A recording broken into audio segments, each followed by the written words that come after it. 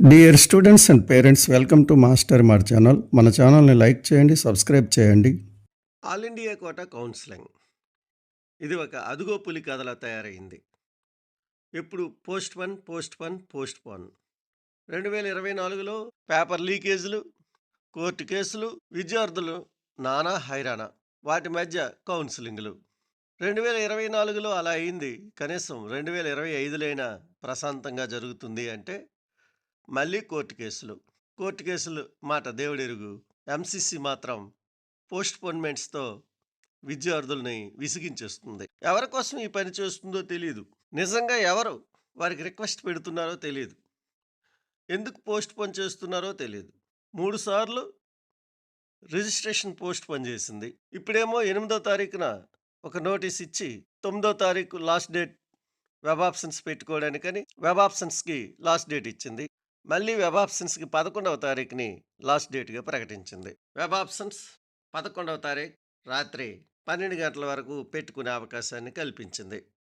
మంచిదే. విద్యార్థుల కోసం కాస్త వెసులుబాటు కల్పిస్తుందని మనం అనుకుంటే మంచిదే.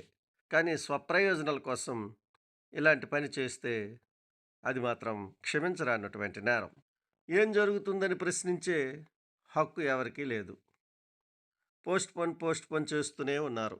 సాధారణంగా మనం న్యూస్ అండ్ ఈవెంట్స్‌లో చెక్ చేస్తాం. కానీ న్యూస్ అండ్ ఈవెంట్స్‌లో పోస్ట్‌పోన్‌మెంట్ నోటిఫికేషన్ ఇవ్వకుండా పైన లేటెస్ట్ న్యూస్ అనే స్క్రోలింగ్స్‌లో డేట్‌ని ఎక్స్టెండ్ చేస్తున్నట్లుగా ప్రకటించడం జరిగింది. మరి మిగిలినటువంటి షెడ్యూల్ ఏమీ లేదు. ఎప్పుడొస్తుందో తెలీదు. వెబ్ ఆప్షన్స్ పెట్టుకోవడానికి 11వ తారీఖు లాస్ట్ డేట్ అయినప్పుడు సీట్ ప్రాసెసింగ్ ఎప్పుడు, సీట్ అలాట్మెంట్ ఎప్పుడు, అవేవి మనకి ఇవ్వలేదు. ఏం చేస్తుందో ఎదురు చూడటమే మన పని.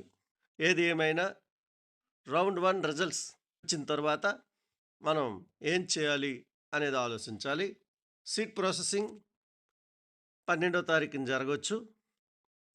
రిజల్ట్స్ 13వ తారీఖున అనౌన్స్ చేయవచ్చు.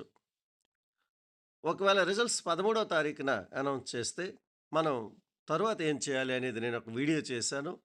ఆ వీడియో లింక్ డిస్క్రిప్షన్లో ఇస్తున్నాను, చూడండి.